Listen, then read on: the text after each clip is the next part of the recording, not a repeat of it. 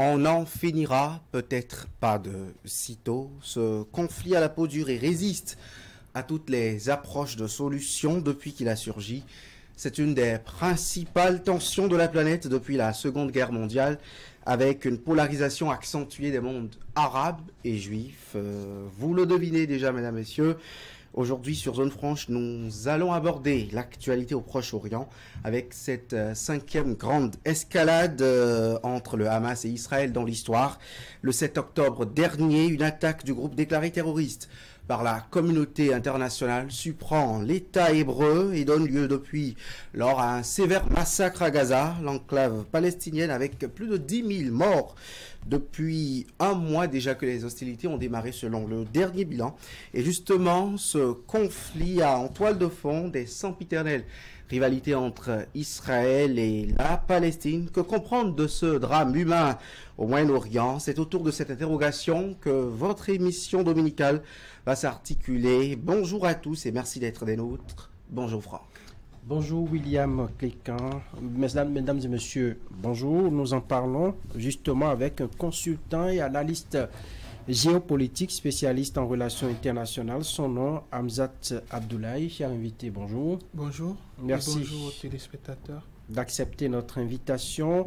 Eh bien, nous évoquerons la genèse de ce conflit dont parlait William il y a un instant. Il sera également question, dans nos près de 60 minutes d'échange, de la position de la communauté internationale et de son rôle. Cette émission ne saurait finir sans les approches de solutions et surtout un passage au scanner des solutions actuelles. C'est bien le menu, William. Bien, c'est bien le menu, vous l'avez dit Franck. Bonjour Monsieur Abdoulaye. Bonjour, à nouveau. Gaza, Cisjordanie, Palestine, Israël, Hamas, tout ça pour bien de Béninois, c'est très flou. De quoi s'agit-il en vrai? Alors, le conflit israélo-palestinien est un conflit qui remonte à l'ère des temps, parce qu'il faut, quand je parle de l'ère des temps, j'évoque bien entendu les écrits bibliques, les écrits coraniques aussi, et le Pentateuque d'ailleurs aussi, qui mentionnaient généralement que dans cette zone, le conflit existait et perdurait depuis des années. Et l'autre chose aussi à retenir, c'est que pour les Juifs, cette partie était constituée comme étant la Terre Sainte. Donc, bien avant la fin du XXe siècle, il y avait déjà une velléité à vouloir se réinstaller dans cette partie pour justement faire un retour des Juifs dans la Terre Sainte, sur la Terre Sainte. Et ça, c'était problématique dans la mesure où des Arabes vivaient depuis des générations, depuis des siècles sur cette partie territoriale, géographique. Et ça posait un problème fondamental. 1917, ça a été le début des véritables tensions parce qu'en 1917, c'était la veille de la fin de la Première Guerre mondiale. Première Guerre mondiale remportée par l'Occident dans l'ensemble qui... grâce d'ailleurs à la couronne britannique, ont institué d'une certaine façon une mainmise, un mandat de la couronne britannique dans cette région. Et le mandat britannique dans cette région était une sorte de fenêtre ouverte vers le retour progressif des Juifs dans cette région. Et progressivement, les années faisant avec l'opposition des Arabes vivant sur le territoire depuis des siècles, comme je le mentionnais en début, a fait en sorte qu'il fallait se décider. Et la décision est venue, comme vous l'avez dit, de la fin de la Deuxième Guerre mondiale, parce que l'Europe se sentait d'une partie responsable des millions de morts de Juifs occasionnés par la destruction de la puissance nazie qui fut mise en place entre 1939 et 1945. Donc, c'était une sorte de se racheter, une façon de se racheter pour les Européens, d'où l'Organisation des Nations Unies qui a mis en place une sorte de patte verte pour permettre justement l'instauration d'un État juif, d'un État israélien dont le premier ministre fut Ben Gurion. Alors bien entendu, les Arabes présents sur le territoire, comme je le signalais depuis des siècles, se sont opposés fortement à cet État naissant Et cela a laissé libre cours aux multitudes de violences qu'il y a eu, aux multiples guerres qu'il y a eu, avec une influence géopolitique d'États arabes autour de ce territoire qui ont mis plus ou moins le feu aux poudres. Et je peux citer par exemple 1973 avec la guerre de Kippour, avec l'implication de l'État égyptien pour essayer quand même de racheter ou de rattraper ce qui semble déjà perdu depuis 1948. Alors, si je vous résume, c'est que ce projet d'installation d'un État juif en Palestine n'a visiblement pas marché. On parlait d'un projet sioniste qui devrait quand même favoriser cette installation. Est-ce que c'est l'élément déclencheur de ce conflit qui perdure dans le temps? Oui, vous avez bien fait de le rappeler. Ça n'a jamais marché. La solution parce qu'il s'agit véritablement de ça. Il s'agit d'un territoire pour deux États. Il s'agit d'un territoire pour deux peuples. Ça n'a jamais fonctionné parce que historiquement, pour des gens qui, prenez l'exemple de quelqu'un qui vit dans une maison depuis des années et qui se retrouve à vouloir partager ou à devoir partager son habitat avec un étranger. C'est à peu près la même image qui ressort dans ce conflit, dans cet affrontement qui perdure. La solution des deux États a été proposée durant plusieurs discussions, notamment celui le plus récent est celui d'Oslo, qui ressemble aussi à une entourloupe parce que toutes les discussions menées pour trouver une solution pacifique autour de la question israélo-palestinienne se sont retrouvées finalement comme étant des queues de poisson, c'est-à-dire on fait un semblant de discussion, mais à la fin ça n'aboutit absolument à rien. Et le drame c'est que les acteurs impliqués dans ce conflit qui perdure au travers des années et des décennies ne se sont pas suffisamment investis pour trouver des solutions pérennes. Des solutions pérennes voudrait dire quoi? Voudrait déjà dire qu'on ne puisse pas miser ou accentuer les conflits en se disant on supporte Israël par exemple au détriment des Palestiniens qui pour autant sont légitimes par rapport au territoire. Donc c'est autant de choses qui montrent l'échec non seulement d'Israël à pouvoir se constituer en État, parce qu'un État déjà c'est de ne pas franchir la limite des autres, la limite des Palestiniens.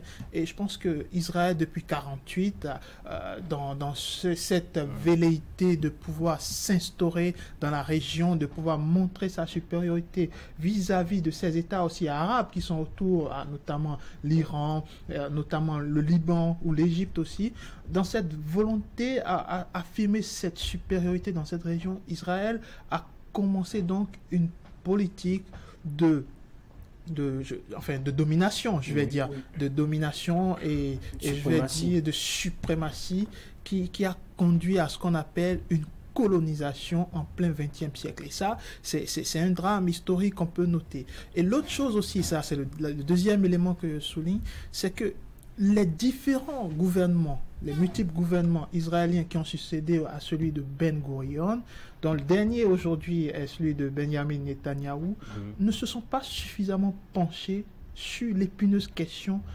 palestinienne. Parce que pour résoudre un problème, il faut s'y pencher. Tout à fait. En s'y penchant, il faut faire des propositions. Et il faut surtout avoir la volonté de faire en sorte que ce problème puisse avoir un jour une fin. Et visiblement, les différents gouvernements qui se sont succédés en Israël n'ont pas pour priorité, n'ont jamais eu pour priorité de régler la question palestinienne. À des moments donnés de l'histoire, il est arrivé une certaine accalmie, comme avant justement l'attaque du 7 octobre 2023, il y a eu une certaine accalmie. C'est-à-dire, à la fin de la Deuxième Guerre mondiale, il y avait, j'appelle ça la théorie de la puissance, qui dominait l'ordre mondial. C'est-à-dire, plus vous êtes puissant et plus vous dominez, plus vous êtes puissant et plus vous influencez. Et ça donne un faux aspect de domination dans la mesure où cette domination a toujours des failles, c'est-à-dire vous opprimez les autres sur ce concept de la toute-puissance, oui, mais derrière... Pourquoi justement, pour se retrouver dans le Conseil des Nations aujourd'hui, il faut montrer sa force, il faut montrer comment on est fort dans les muscles. Pourquoi on en est arrivé là? Ça, c'est une parenthèse. Hein? Bien sûr, je l'assimile. C'est-à-dire, et c'est ça l'erreur, hein, à la sortie de la Deuxième Guerre mondiale, les États qui ont remporté la Deuxième Guerre mondiale ont instauré la puissance et la force comme étant désormais la norme dans les relations internationales, comme étant la norme dans les échanges économiques.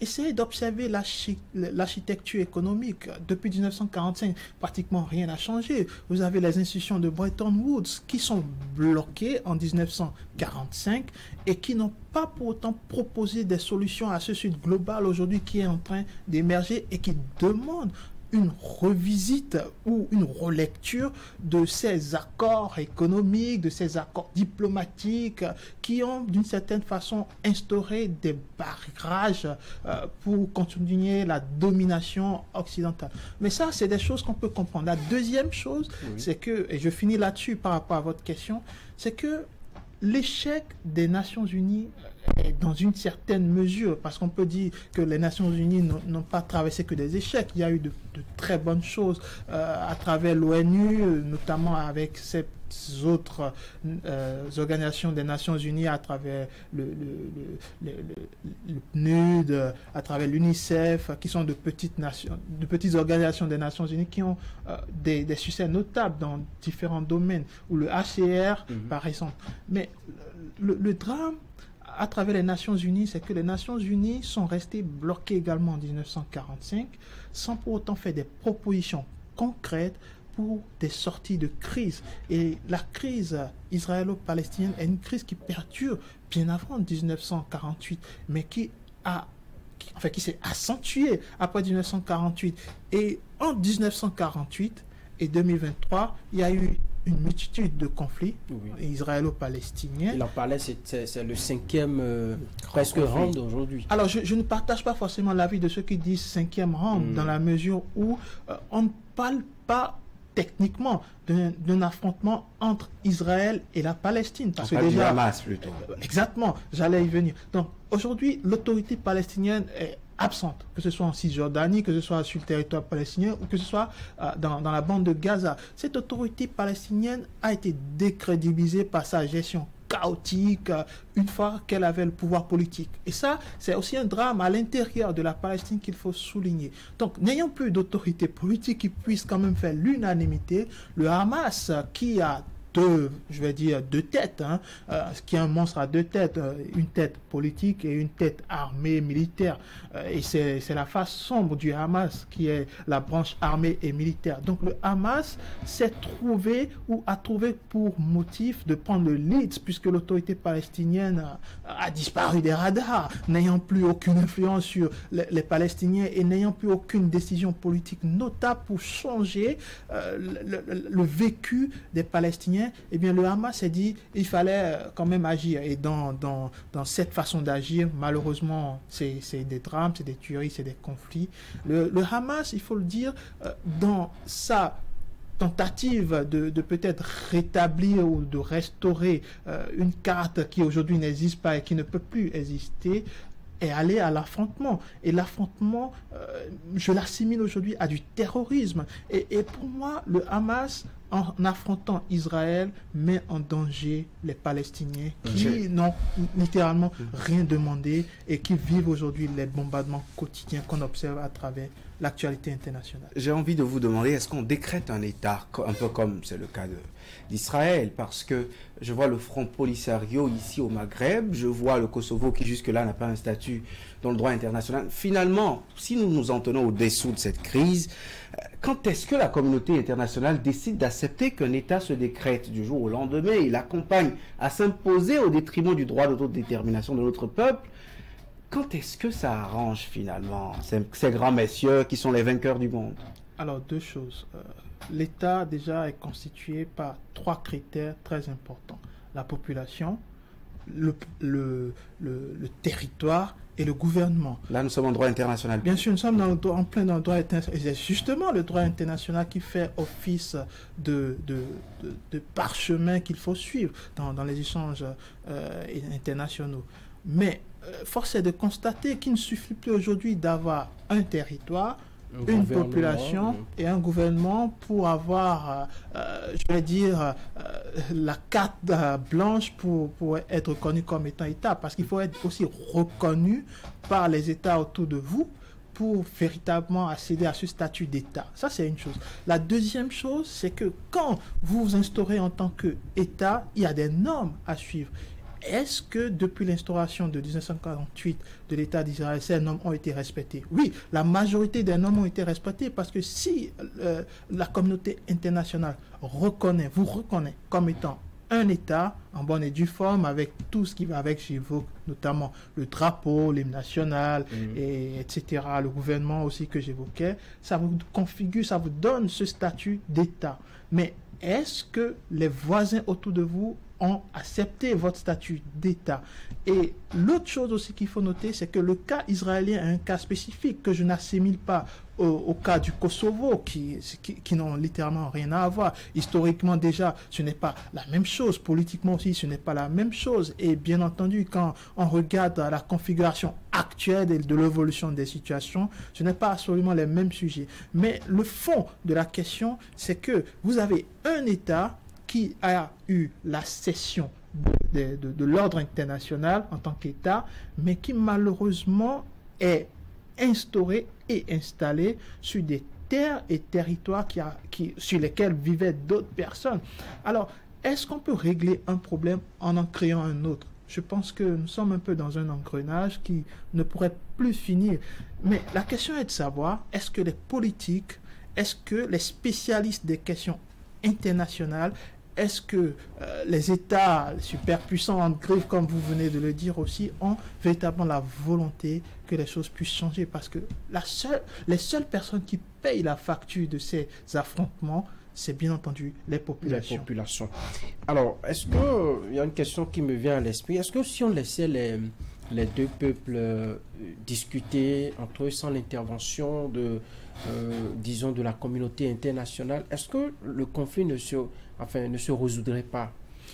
Alors oui, déjà il faut se référer à l'histoire. C'est qu'on a déjà tenté de maintenir, de faire en sorte que les deux peuples se serrent la main. Ce qui historiquement et religieusement est très difficile parce que ramener les Juifs sur cette partie où sont des Arabes, musulmans en plus, c'est très complexe, c'est une question complexe. Et il y a la question de Jérusalem aussi, qui est la Terre Sainte. Pour les deux religions. Pour les trois religions. Pour le judaïsme, le christianisme et pour les musulmans. Et ça, c'est une question insoluble à laquelle on ne trouve littéralement pas de réponse depuis des années. Et l'autre chose, c'est que quand bien même on peut se dire, oui, les peuples se serrent la main, est-ce que les politiques sont prêts à se serrer la main? C'est la question fondamentale. On a vu le cas avec Arafat dans l'histoire. Exactement, j'allais évoquer ces mains qui ont fait le tour du monde, ces mains qui se serraient avec le rabbin et Yasser Arafat, justement dans ce contexte de la paix du traité d'Oslo. Il y a eu 2 traités d'Oslo qui ont successivement échoué, malheureusement. Mais c'est pour dire qu'il y a eu peut-être des volontés politiques à une certaine époque qui ont voulu changer, qui ont voulu accepter la solution à 2 États. Mais derrière les politiques, il y a les extrémistes. Et c'est ça le nœud de la question. Quand vous prenez Benjamin Netanyahou aujourd'hui, qui a un gouvernement qui vacille entre l'extrême droite et une droite très dure et une droite extrêmement aussi dure, vous allez vous rendre compte qu'il n'est plus seul à gouverner. Il est obligé de s'appuyer sur des idées extrémistes, sur des idées de religieux, de juifs extrêmes pour pouvoir gouverner. Et c'est malheureusement là où nous en sommes aujourd'hui, nous en sommes arrivés aujourd'hui en Israël, c'est-à-dire politiquement, la volonté n'émane plus d'une seule personne, mais parfois même des extrémistes. Et quand vous impliquez les extrémistes dans la résolution des conflits, surtout quand ça a une connotation historique, religieuse, c'est très difficile de trouver. Et pourquoi ça faillit de l'autre côté de la Palestine? On ne parle pas d'État palestinien, on parle d'autorité de moins en moins forte ou de moins en moins visible. Est-ce qu'on n'a pas contribué aussi à fragiliser, parce que quelque part le juif trouve un peu de légitimité? Tout à l'heure on parlait de ces mains froides crois que c'était devant Bill Clinton la seconde fois. Donc il y a cette appointance des États-Unis, par exemple, à se pencher du côté des Israéliens, vu le lien entre les Juifs des États-Unis et les Juifs d'Israël. Est-ce que quelque part, on n'a pas travaillé à cette Palestine de moins en moins forte?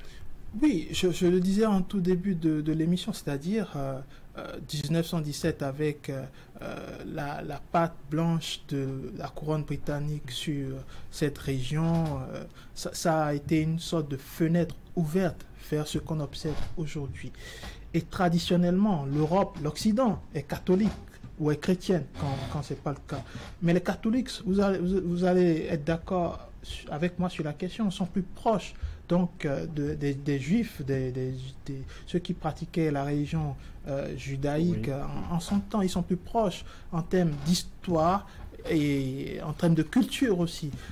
Et aujourd'hui, qu'est-ce qu'on observe? On observe que les Américains, il y a une bonne partie d'Américains qui sont des Israéliens, qui jouissent de cette double nationalité et dont les ancêtres ou les parents ont subi le drame qu'il y a eu entre 1939 et 1945 en Europe nazie. Donc ça, c'est des choses qui ont poussé les Occidentaux, les Américains, à se racheter d'une certaine façon. Mais en cherchant à se racheter auprès des Israéliens, on crée un autre dommage. C'est pour ça que je disais, on ne peut pas régler un problème en créant un autre. C'est littéralement pas possible. Parce que vous allez vous retrouver dans un engrenage d'où vous ne pouvez plus ressortir.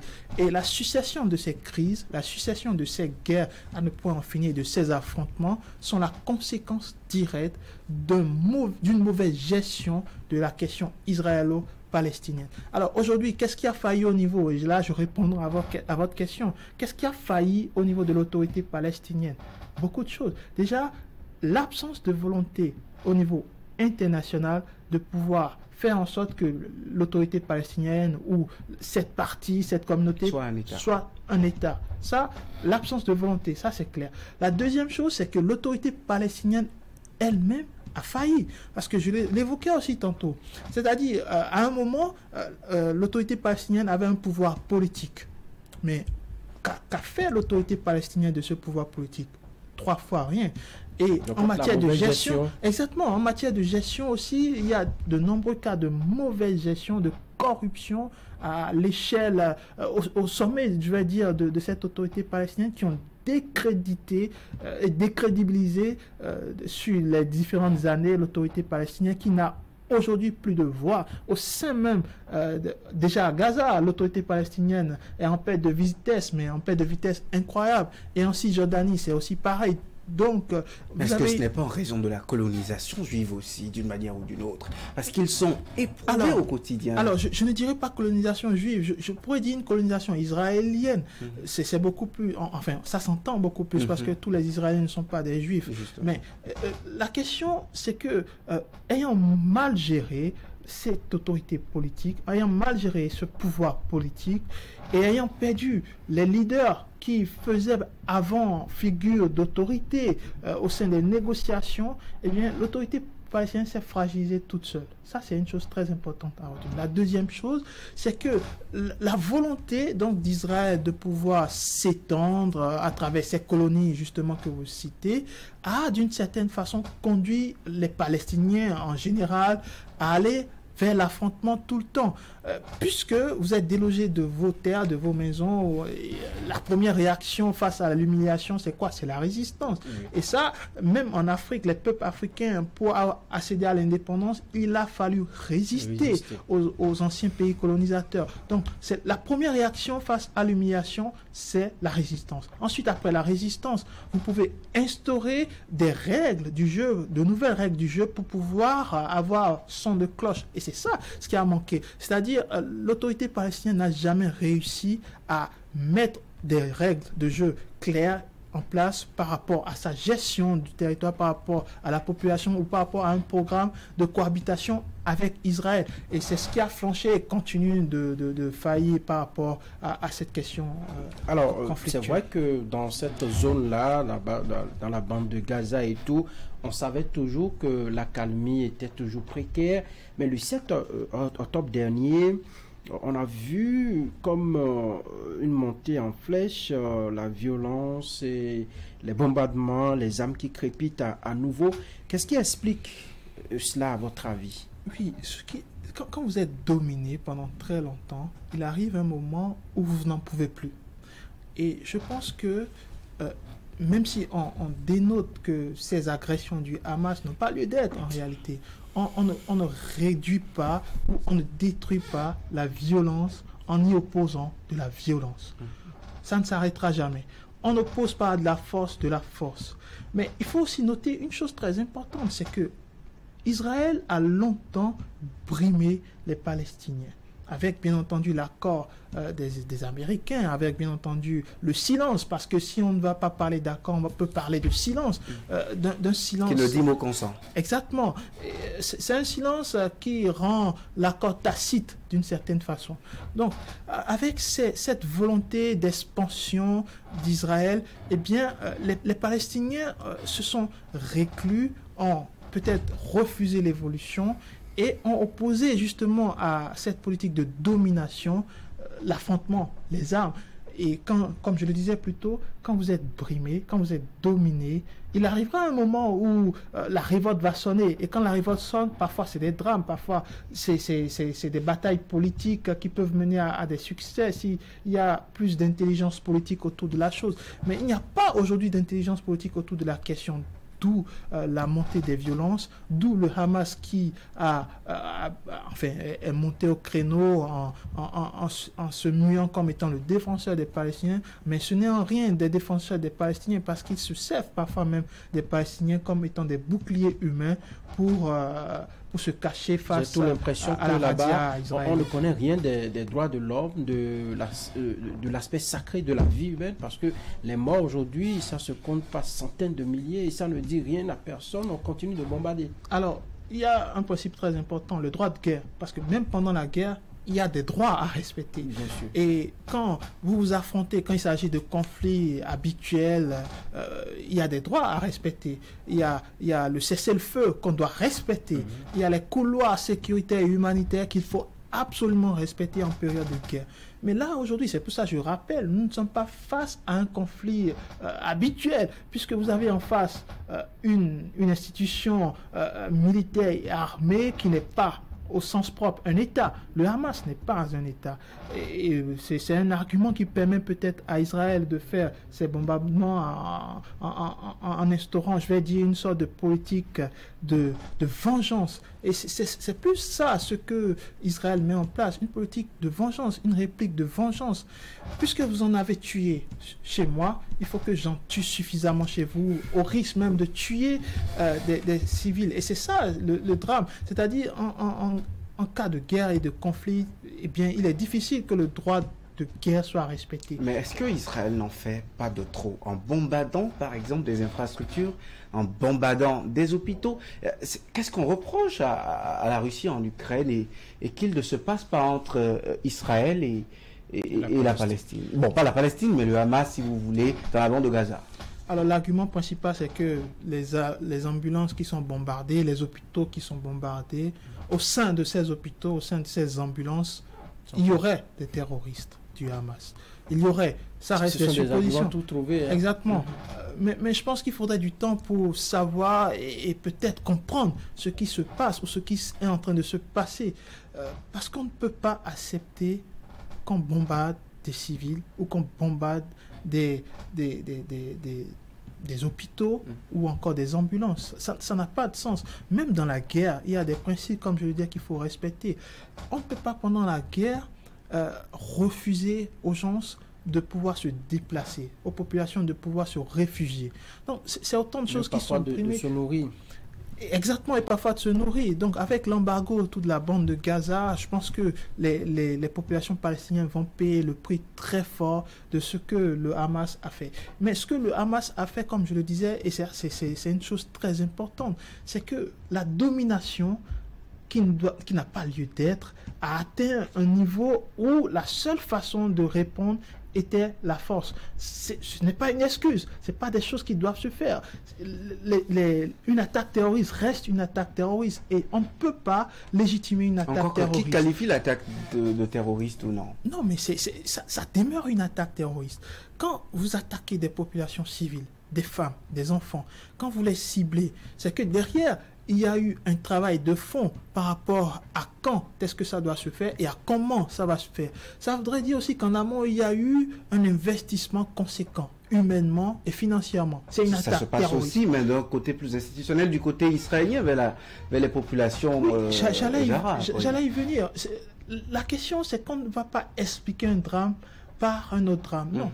Hamas a commis une attaque. Le Hamas a commis une attaque terroriste. Ça, on doit être clair là-dessus. Une attaque terroriste qui est basée sur le justificatif de cette domination, qui doit s'arrêter aussi à un moment. Il faut que la politique d'extension d'Israël, qui d'ailleurs brise toutes les barrières du droit international, ça, il faut être clair là-dessus. Il faut que ça s'arrête à un moment donné. Parce qu'à force de brimer les peuples, vous allez être confronté à une réponse, une révolte qui peut aller parfois par la violence et par la discussion, non? Oui, la solution de la discussion n'a jamais abouti. Je l'avais évoqué plus tôt, parce que les politiques n'ont pas suffisamment de volonté. Et le gouvernement de Benjamin Netanyahou est un gouvernement qui a échoué dans la mesure où le service secret israélien, qui est censé être quand même l'un des plus puissants au monde. Parce que c'est l'une des plus grandes armées du monde actuellement. Exactement. Bon, enfin, c'est plus un service de renseignement qui est très informé, qui est censé savoir, qui est censé avoir l'information avant même que les choses se passent, qui est d'ailleurs, selon certains classements, c'est classé au-dessus de la CIA ou du MI5.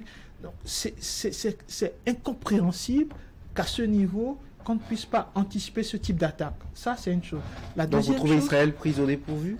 Oui, Israël a été pris au dépourvu parce que quand vous voyez les dégâts... Où l'Israël a laissé faire pour pouvoir davantage avoir des arguments pour riposter. Peut-être moins Israël et plus Netanyahou parce qu'il est bien entendu à la quête d'une popularité. Mais je pense que ça ne tiendra pas la route parce que là, vous avez des milliers de morts. Pour uniquement la bande de Gaza, une région de 2 millions d'habitants, non, je pense que ça ne tient pas du tout la route. Je pense qu'Israël a été surpris et l'incapacité du gouvernement de Benjamin Netanyahou a encore plus accentué les choses. Un gouvernement qui ne veut pas dialoguer, un gouvernement qui ne veut pas discuter et un gouvernement qui ne veut pas entendre les sons de cloche de la communauté internationale. Parce qu'il faut rappeler une chose très importante, c'est que même si la communauté internationale, à l'instar du président Joe Biden, qui est d'ailleurs le premier allié d'Israël, est contre ces attaques du Hamas, il y a un discours qui est très clair. C'est-à-dire, il faut que la politique de l'extension, de la colonisation d'Israël puisse s'arrêter. Et ça, c'est une chose très importante. Est-ce que ce n'est pas un langage à double vitesse, comme c'est le cas quand on discute avec les Africains? Ah non, je ne pense pas que ce soit pareil, parce que la question Israël tient toujours à cœur aux Occidentaux, tient toujours à cœur aux Américains. Mais ils leur donnent les moyens. S'ils n'eût été les Républicains, on aurait voté encore 126 millions de dollars pour soutenir un peuple qui est en pleine expansion, qui brime toutes les règles de droit international pour son hégémonie. C'est du darwinisme en plein 21e siècle. Oui, je peux comprendre votre préoccupation. Mais ce que je signale ici, c'est que malgré que les Occidentaux, malgré que les Américains sont les premiers partenaires d'Israël, ils ne cautionnent pas pour autant la politique de la colonisation. Sur papier? Alors, peut-être sur papier, c'est peut-être ce qu'il faut aussi noter en gras, c'est-à-dire au sein des échanges internationaux, il y a une sorte d'hypocrisie collective, il y a une sorte de diplomatie de connivence, comme le développait Bertrand Badi, qui existe. Et ça, c'est malheureux, bien entendu, pour des peuples comme les Palestiniens ou encore les peuples du Sud global qui se retrouvent finalement lésés face à une autre partie du monde qui veut continuer à dominer. Parfois, ils trouvent le stratagème pour changer la méthode de domination, mais ça reste une domination.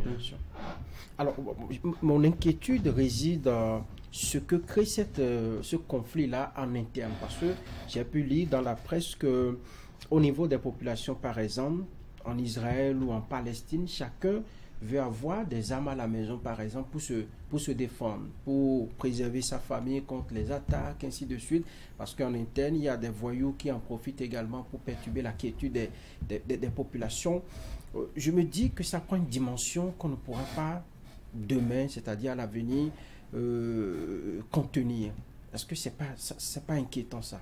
Ah oui, je ne vois nulle part hein, sur la carte de la Terre, hein, je ne vois nulle part où, quand les populations ont des armes, ça crée un sentiment de stabilité et de paix. Je ne pense pas. Ça n'existe pas. Du Tchad au Mali, en passant par des zones très conflictuelles, l'Afghanistan, l'Irak, l'Iran, je pense que avoir des armes, ce n'est pas une façon de créer de la paix. On en est très loin. Et encore plus dans ce cas de figure israélo-palestinien, c'est vrai, vous avez un État qui est en train d'instaurer une sorte d'hégémonie dans toute la zone géographique et vous avez la menace perpétuelle d'être agressé, d'être attaqué. Mais c'est parce qu'il n'y a justement pas des autorités qu'il faut, c'est justement parce qu'il y a eu l'échec des politiques et de l'autorité palestinienne que cette chose perdure et prend plus de sens et de valeur aujourd'hui. Ça, c'est une chose. La deuxième chose, c'est que la solution des armes, ça ne va absolument pas mettre fin au conflit israélo-palestinien. Il faut ici donner patte blanche à la solution de la discussion, mais une discussion franche, une discussion sans coloration. Parce que la coloration, ça va saturer le mélange, ça va tout de suite faire en sorte que la tentative de rétablir ou d'établir la paix dans cette région, ne soit jamais une réalité. Et ça, c'est une chose très importante sur laquelle il faut mettre l'accent. Et je finirai là-dessus en disant, la solution de deux États, ça reste envisageable. C'est finalement ce qui pourrait aboutir. Mais sans une réelle volonté, à la fois des Occidentaux, avec surtout les États-Unis, une réelle volonté, sans teinte d'hypocrisie aucune, et sans une réelle volonté politique israélienne, parce que c'est là où ça bloque surtout. Vous avez un gouvernement, vous avez des politiques israéliennes qui sont d'une certaine façon instrumentalisées par l'extrême droite aujourd'hui. Nous sommes à la montée des nationalistes et tout ça.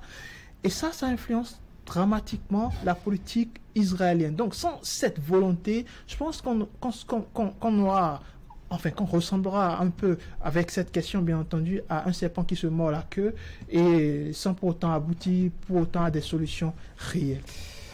J'ai envie qu'on parle de l'Afrique. Vous savez, c'est quand même parfois étonnant de parler de l'Afrique dans les relations internationales parce que nous n'y sommes presque pas. Nous sommes beaucoup plus influencés qu'influenceurs.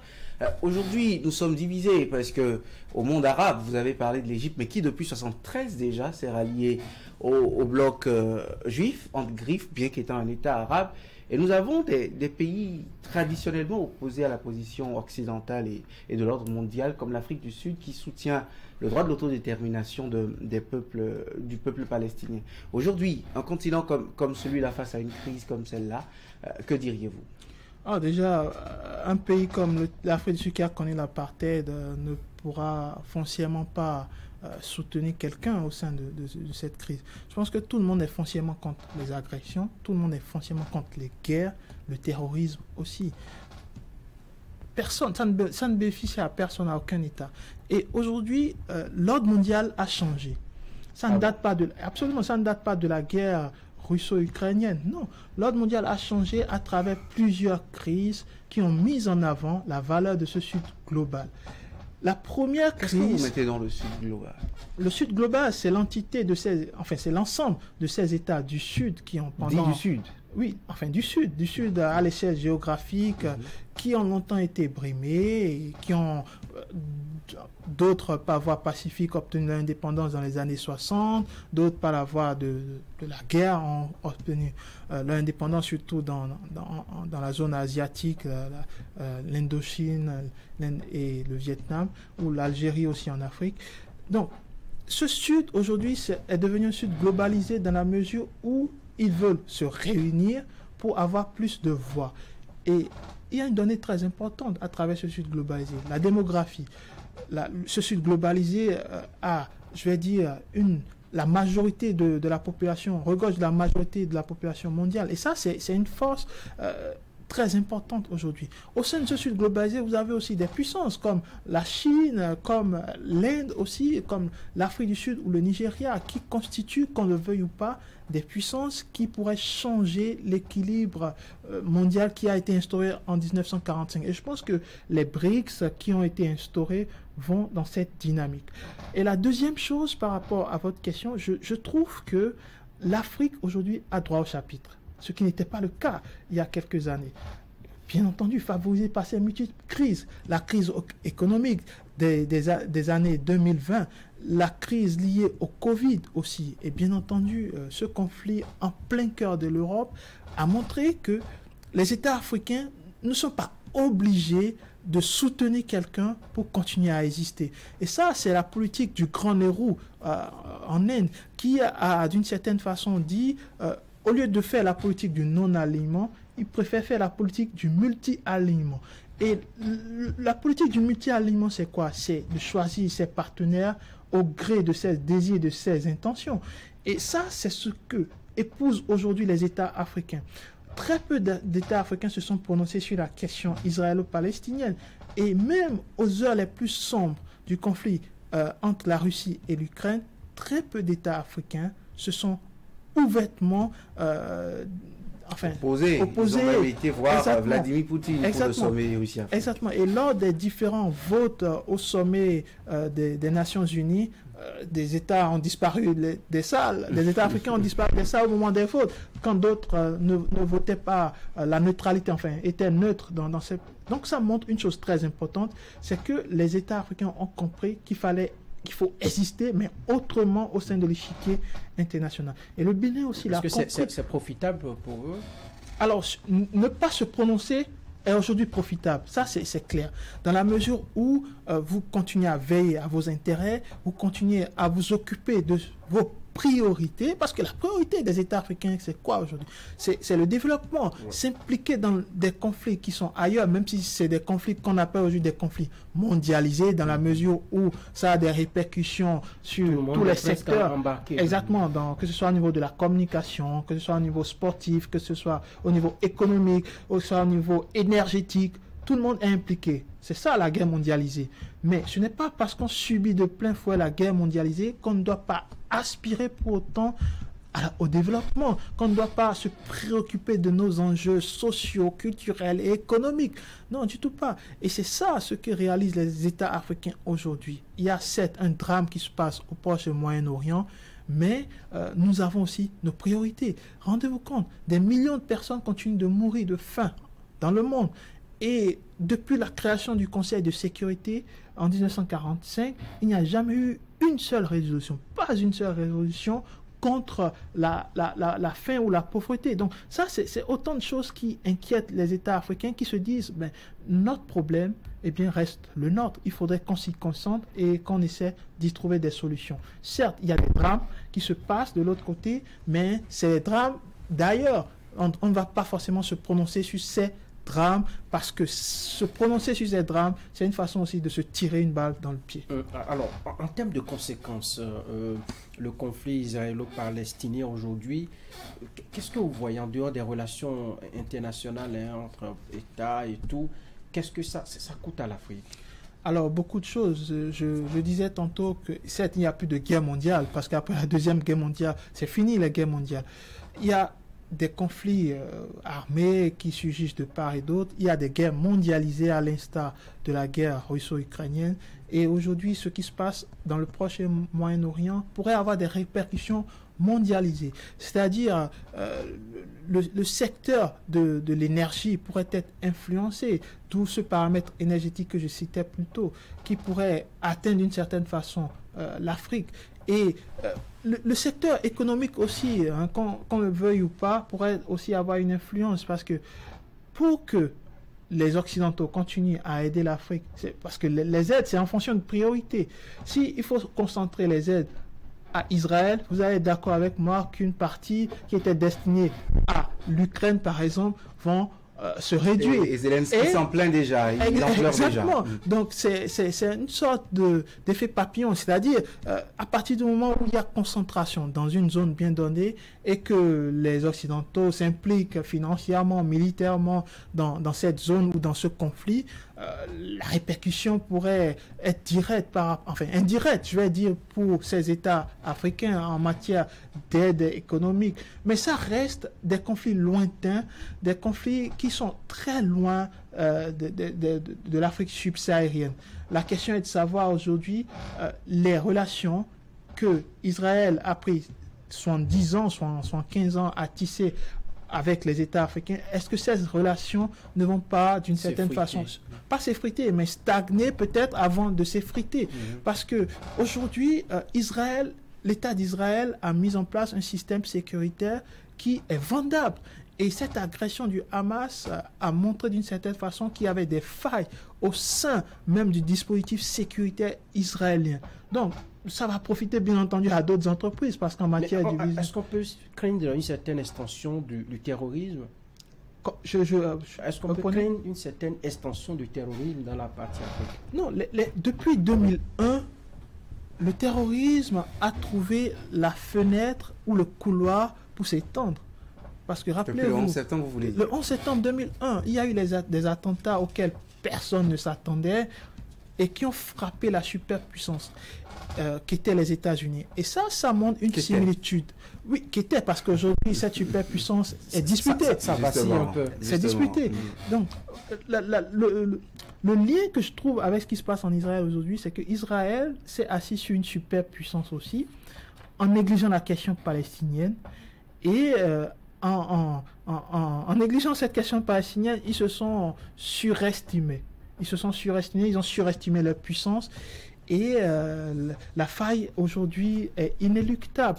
Donc, je parlais tantôt de cette influence israélienne, ou plutôt du dispositif sécuritaire israélien au sein de ces États en Afrique qui font recours, plusieurs gouvernements africains font recours à ce dispositif sécuritaire, à ces services sécuritaires et de renseignement israéliens pour peaufiner leur dispositif sécuritaire, ce qui peut se comprendre.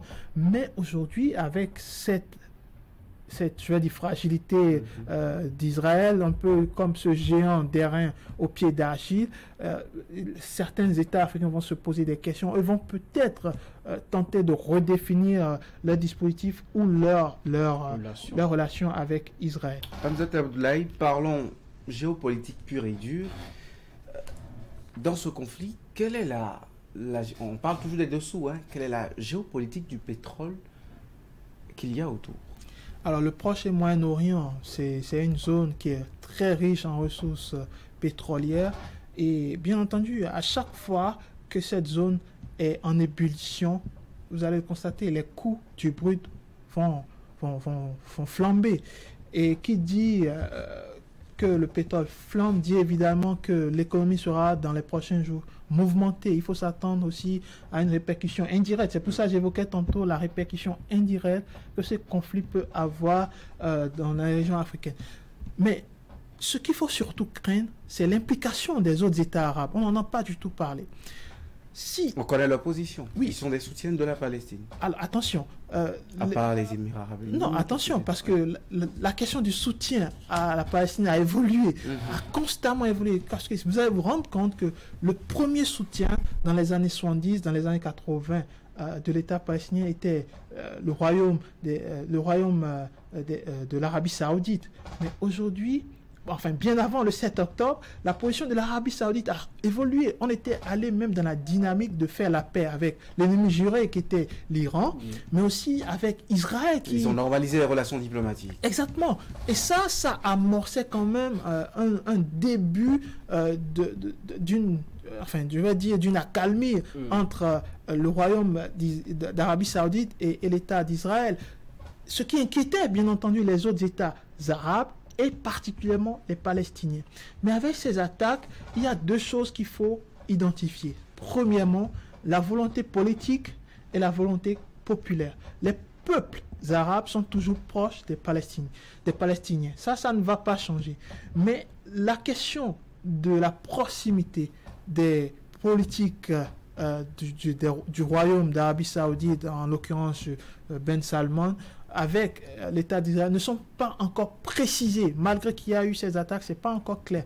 Il n'y a pas une déclaration de guerre, par exemple, comme dans les années 70, où les États arabes s'étaient mués lors de la guerre des 6 jours, après lors de la guerre des 100 jours, en une force commune pour affronter Israël. Non, aujourd'hui, ils sont beaucoup plus prudents. Donc la question est de savoir quels sont leurs intérêts aujourd'hui dans la question israélo-palestinienne. Est-ce qu'on a pas travaillé à les retrancher un peu? Parce qu'entre-temps, parmi les facteurs, il y a eu l'assassinat de Jamal Khashoggi. Cela aussi a facilité la position aujourd'hui modérée de Ben Salman que vous avez évoquée. Est-ce que, quelque part, le monde occidental et son hégémonie n'ont pas raison de cette position politique qui évolue finalement aux dépens des volontés populaires?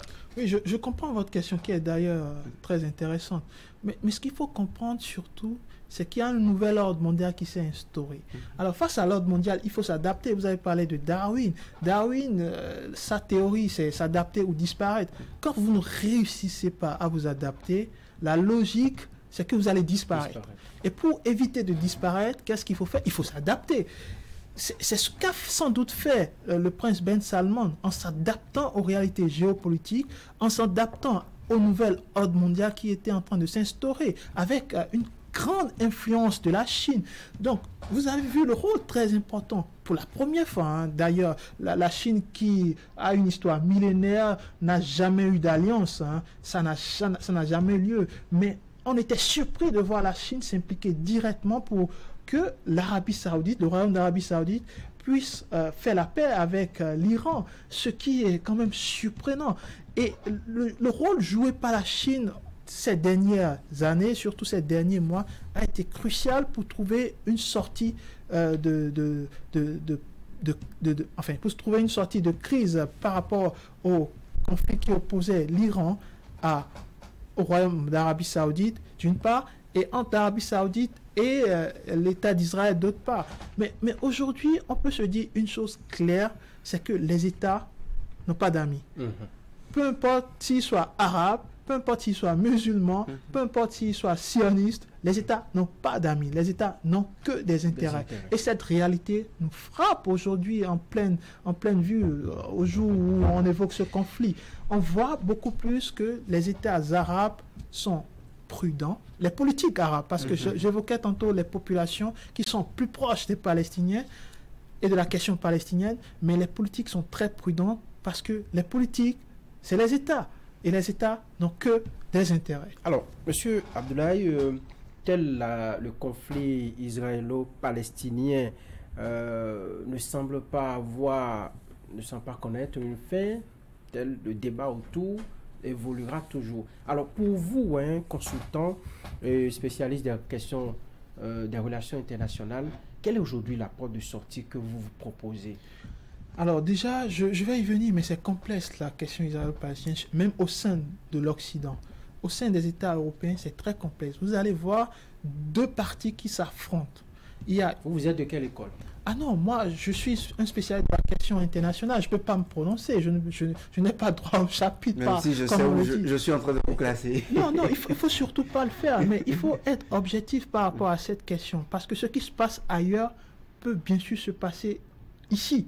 Quand je dis ici, je parle de l'Afrique. Ce qui se passe, on a par le passé vécu l'apartheid, par exemple, qui a été dramatique. L'affrontement entre des Blancs sud-africains et des Noirs sud-africains. Vous voyez, c'est autant de choses qu'on ne souhaite pas. Et on ne doit pas se prononcer par rapport à ça. Par contre, on peut faire des propositions de solutions. La première proposition de solution, c'est que Israël doit mettre fin à sa politique de domination. La domination n'engendre que des volontés de vengeance. Si Israël ne met pas fin à cette politique d'extension, de colonisation, eh bien, ça risque de ne jamais s'arrêter. C'est-à-dire, on veut mettre fin au terrorisme du Hamas, on veut mettre fin aux velléités de contestation des Palestiniens en les bombardant, mais la suite logique, la résultante, malheureusement, pourrait être la fabrique d'autres terroristes, d'autres générations de terroristes. Donc, une histoire d'un piège sans fin en réalité qui se décante. La deuxième chose, c'est que bien entendu, au niveau de la communauté internationale, il faudrait mettre fin à la diplomatie de connivence. Cette diplomatie de connivence qui établit d'une certaine façon le soutien tacite à une partie au détriment d'un autre, une diplomatie qui d'une certaine façon oublie le droit des peuples à l'autodétermination et surtout le droit des peuples à céder aux droits de l'homme, justement, qui fait partie de ces gros titres de l'Organisation des Nations Unies. Donc, je pense que l'organisation internationale doit prendre conscience de la question et essayer de dégeler la question en s'impliquant davantage. Les déclarations, c'est bien, mais il faut retenir que les déclarations, ça reste des déclarations. Il faut des actions fortes qui voudraient dire une chose très importante et donner un message clair à l'État d'Israël et surtout au peuple palestinien pour leur montrer qu'ils ne sont pas seuls et pour leur montrer que la paix doit rester le seul outil pour les échanges. Même pendant les conflits, on doit instaurer la paix comme la seule monnaie d'échange. Sans cela, je pense que ça risque de ne jamais se terminer. Et la dernière chose, bien entendu, on doit s'impliquer davantage sur ce type de questions. On doit réinstaurer le débat géopolitique. Réinstaurer le débat géopolitique, c'est prévenir ce type de choses. C'est faire des pistes de propositions. Bien entendu, ça va au-delà de la veste du consultant politique ou géopolitique que je suis. Mais ça pourrait plus intéresser les diplomates à ce niveau. Donc, réinstaurer donc, le débat diplomatique. Le débat géopolitique pourrait être aussi une piste de sortie face à ce type de conflit.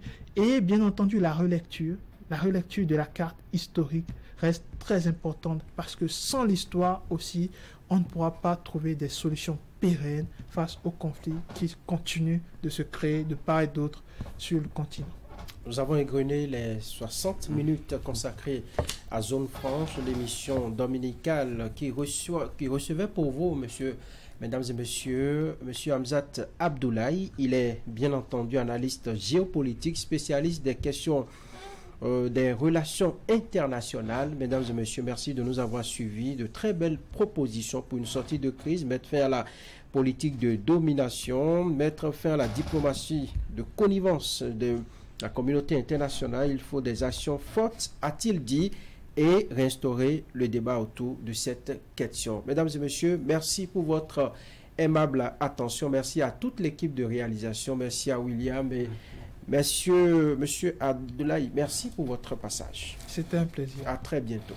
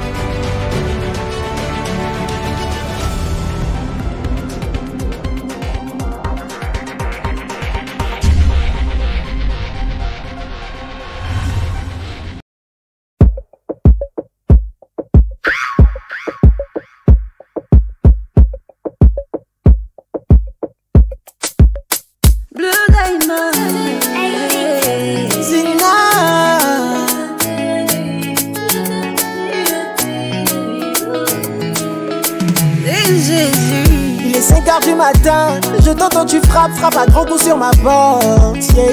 Il faut que je te parle. Une scène qui se joue, se répète chaque nuit.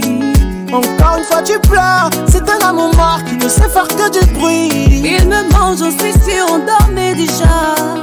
Et elle a appelé. Il se fout de toi, te trompe ma chérie, tu sais. On force pas l'amour.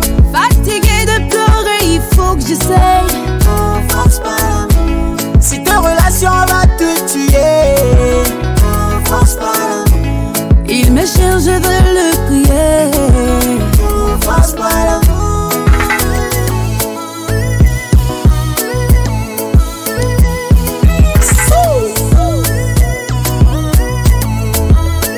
Amoureuse de lui je suis, peut-être un peu trop, mais tu ne peux pas comprendre ce que je ressens d'être avec lui, mais tu ne peux pas comprendre. L'amour il m'en donne, mais je ne vois plus ma vie sans lui. Ses défauts, je les vois pas. Je n'ai Dieu que pour lui. T'es capable de voir que ton avenir n'est pas là. Tu cours et tu cours, doucia. Mais que veux-tu que je fasse? Séparé de lui, je ne veux pas. Je l'aime et c'est tout. C'est comme ça, c'est comme ça. C'est comme ça. Mais tu mérites mieux que ça. Et vivre sans lui, je ne peux pas. Il se fout de toi, te trompe ma chérie, tu sais. On force pas l'amour. Fatigué de pleurer, il faut que j'essaye. On force pas l'amour. Si ta relation va te tuer, on force pas l'amour. Il me cherche, je veux le prier. On force pas l'amour. Il se fout de moi, me trompe, oui, je sais. On force pas l'amour. Fatigué d'essayer, tu pleures, tu saignes. On force pas l'amour. Cette relation me cherche, je veux le prier. On force pas l'amour. Si ta relation va te tuer, on force pas l'amour.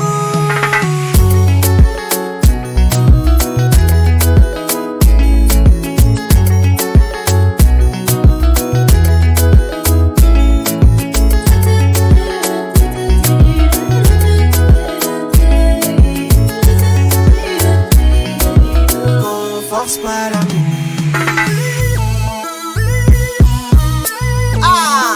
Hop là,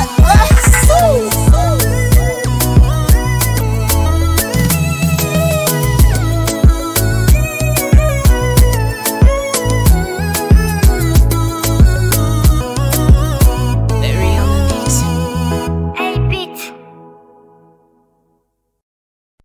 Oh no, I can me. Toi, baby. Vous le voulez ou pas, je resterai votre motivation.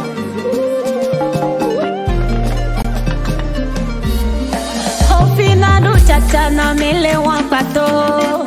Ofina do chachana mile wampato. Ofina do chachana mile wampato.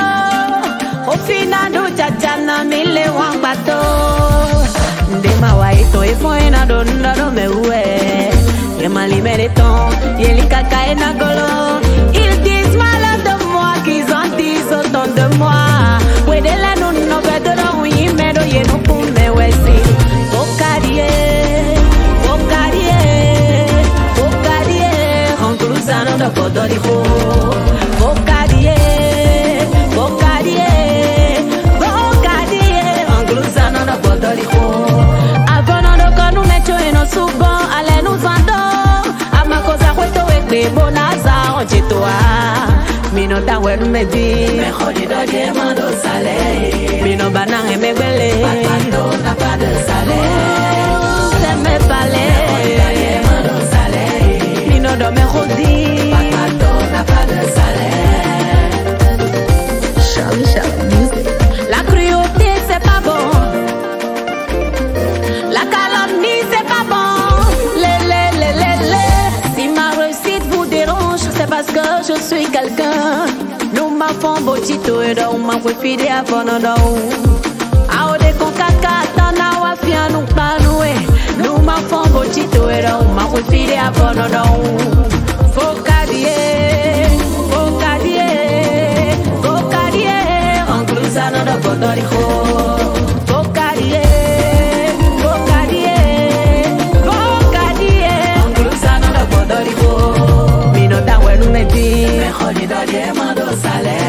Mino banang e me bele. Papato na pa de sale.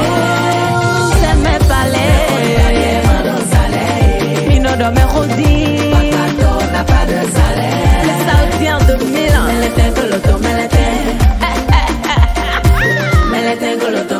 Jodel Dossou, le TGV 229. Général Makoso, le marmailleur. Nous on m'a sommé ça souba. Bana se acho.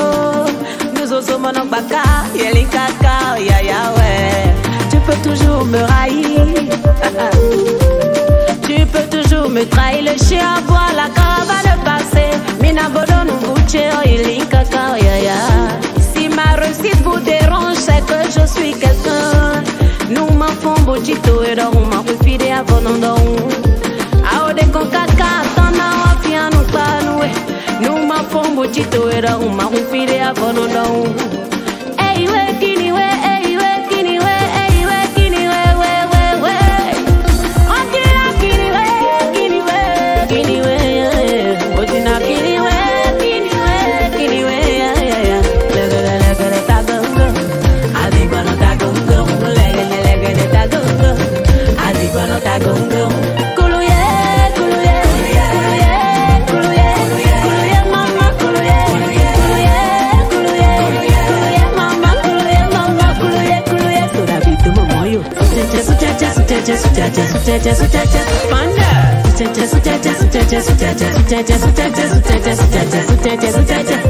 DJ Panchito, Azlot DJ, Mokonzi, Mathieu Tessi, Okage Music.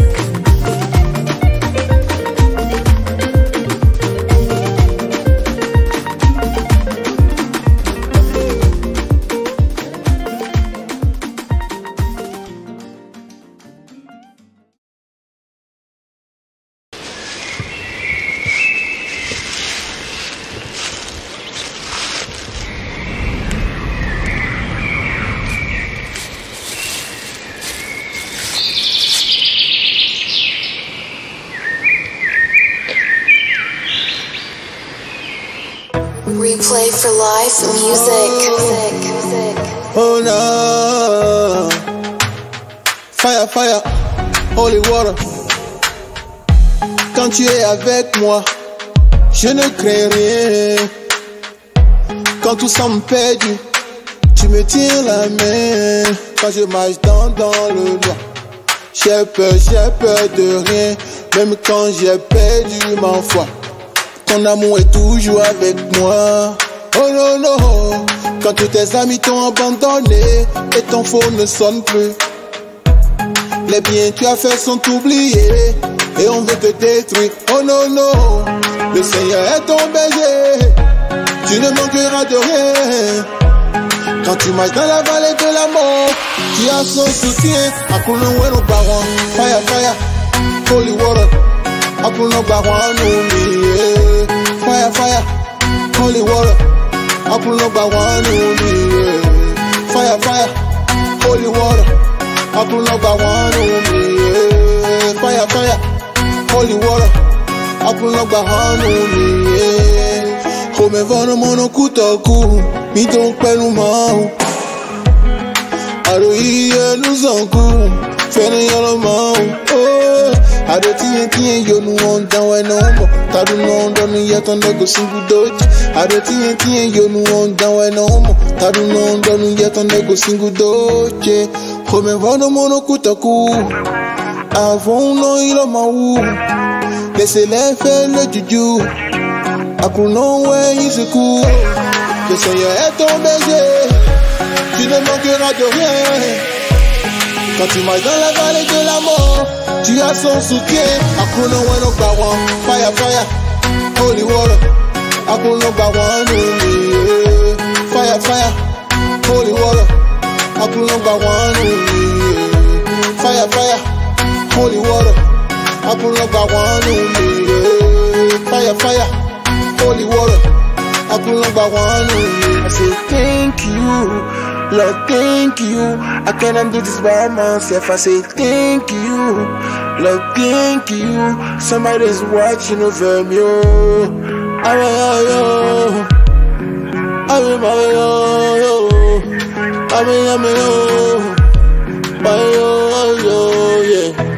Le Seigneur est ton berger, tu ne manqueras de rien.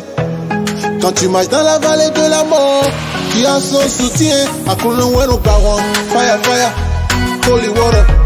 Akulunwe parents nous fire, holy water. Akulunwe parents nous fire, holy water. Akulunwe parents nous fire, holy water. Akulogba honey me, yeah.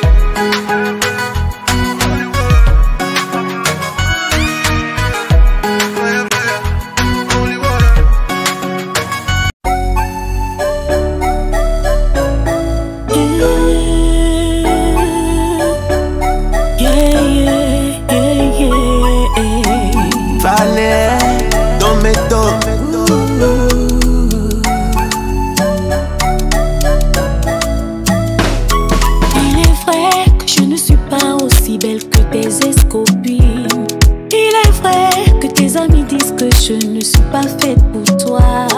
Oui, c'est vrai que mes amis disent que tu n'es pas l'homme idéal. Maman m'a dit de faire le bon choix.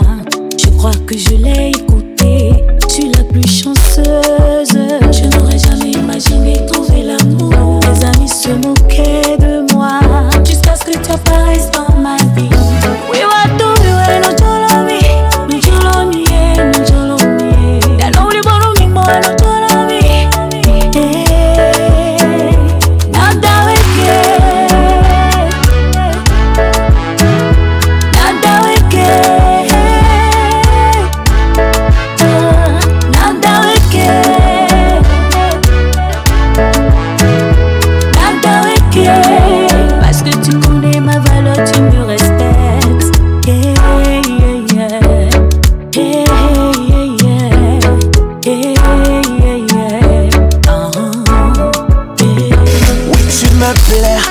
Tellement j'ai qu'une envie, être avec toi.